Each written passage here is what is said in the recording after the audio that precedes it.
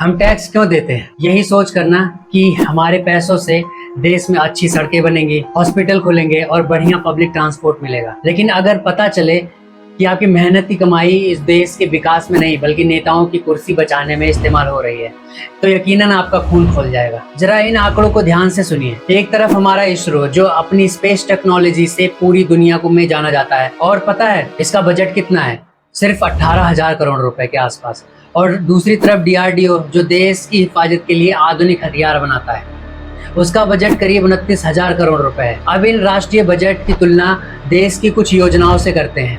अकेले मध्य प्रदेश की लाडली बहना योजना का बजट लगभग 24,000 करोड़ रुपए है और महाराष्ट्र की माझी लाडली बहन योजना का बजट 36,000 करोड़ रुपए रखा गया है। इसका सीधा सा मतलब ये हुआ कि देश को चांद पर भेजने और अपने बॉर्डर को सुरक्षित रखने से भी ज्यादा पैसा सिर्फ एक राज्य के वोट बैंक को पक्का करने के लिए लगाया जा रहा है। योजनाओं को हमारे देश में वेलफेयर के नाम पर खुलेआम वोट खरीदने का धंधा बना दिया गया है, जिसे हम फ्रीवी कल्चर या रेवड़ी पॉलिटिक्स कहते हैं। देखिए, सरकार का असली काम होता है टैक्स कलेक्ट करके उसे देश की तरक्की, long term infrastructure, education, hospital में लगाना। लेकिन आजकल के नेताओं ने चुनाव जीतने का सबसे बहुत आसान तरीका ढूंढ लिया है। वो आम आदमी के खून पसीने का टैक्स लेते हैं और बिना किसी लॉन्ग टर्म विजन के सीधे वो कैश के रूप में पब्लिक में बांट देते हैं। ये कोई समाज सेवा या मदद नहीं है, बल्कि लीगली पब्लिक फंड का मिसयूज है ताकि बस उनकी कुर्सी बची रहे। जरा सोचिए, हमारे देश के हजारों सरकारी स्कूलों में आज भी बच्चे टूटी छतों के नीचे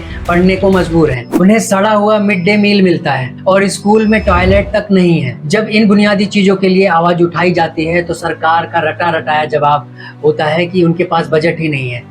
लेकिन जैसे ही चुनाव आते हैं तो इन्हीं राज्यों के पास हजारों करोड़ रुपए आ जाते हैं। आखिर वोट खरीदने के लिए ये पैसे आते कहां से हैं? सच तो ये है कि ये रेवड़ियां हम पर एहसान नहीं है, ये आपकी जेब से ही काट कर आपके मुंह पर फेंकी गई रकम है, जिसे देखकर जनता खुशी खुशी अपना वोट इनके कदमों में डाल देती है। जब तक हम जागरूक होकर असली विकास और लॉन्ग टर्म विजन की मांग नहीं करेंगे, हमारा पैसा ऐसे ही बर्बाद होता रहेगा।